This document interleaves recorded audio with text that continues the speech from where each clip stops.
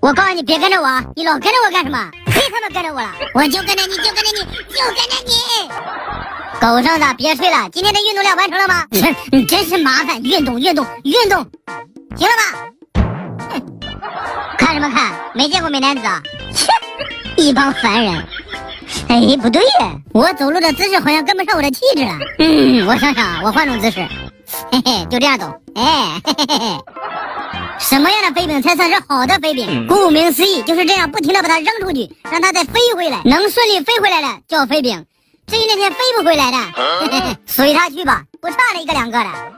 这个人啊，一着急就容易丢东忘西的，很多事就容易做叉劈了，慌必乱，乱必错。你说我说的对不对啊，大哥？嫂子的高跟鞋得进步。我终于把我二舅家的狗制服了，他的态度由凶狠变为温顺。哎呀，这个古语说的确实有道理啊，好汉扛不住3顿揍啊。这是我迄今为止见过最快的动物按摩了，这个手速估计也就兔子能达到吧。电动小马达果然不是浪得虚名啊。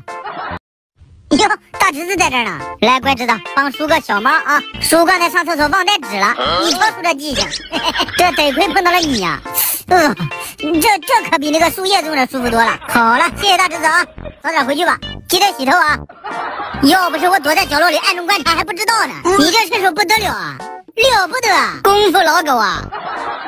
妈妈带孩子是想尽办法让孩子开心，而大多数爸爸带孩子是变着花样的让自己高兴，所以就有这么一句话：危险的时候爸爸最安全，安全的时候爸爸最危险啊！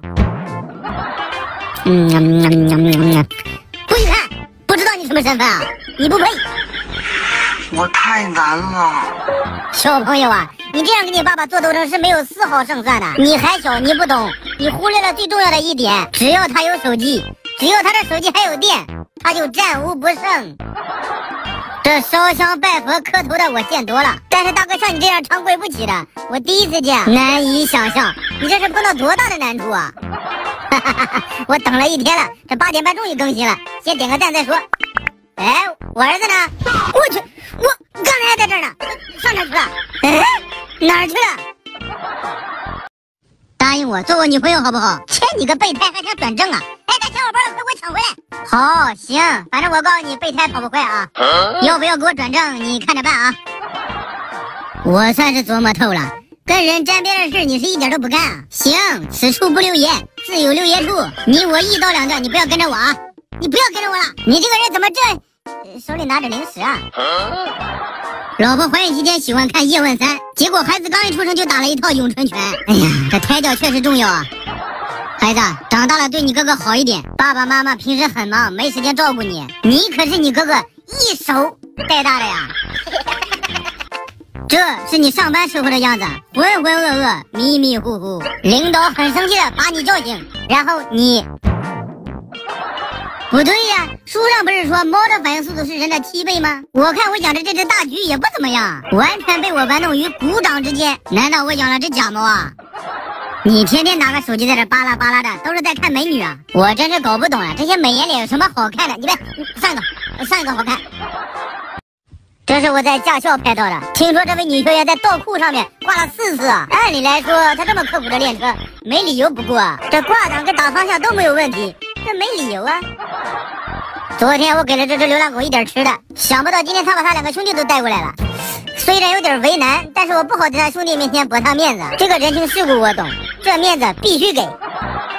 俗话说，勤能补拙，熟能生巧。经常刷碗，我练成了一门武功。徒手吹大炮，从年初到现在已经6个多月了，我甚至都已经忘了我是个学生。这幼儿园再不开学的话，我都要去接手管理家族企业了。来看镜头，保持微笑啊！来，咱们抓紧时间，快点啊！还有我，不要急，你也有份儿。好了，下一位。俗话说，龙生龙，凤生凤，老鼠的儿子会打洞。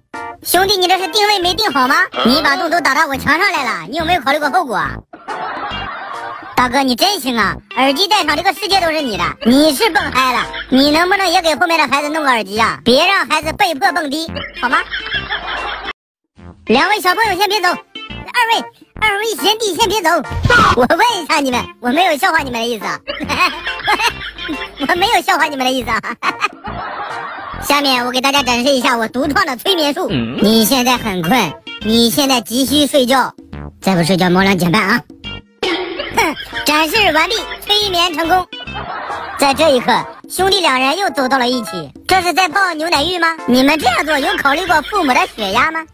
小表贝，我呢是个性情中人。俗话说酒逢知己千杯少啊，这姑娘的花手摇的真是太溜了。为了表示我的仰慕，这样，护士，这位小姐姐家庭吊针啊，算我的。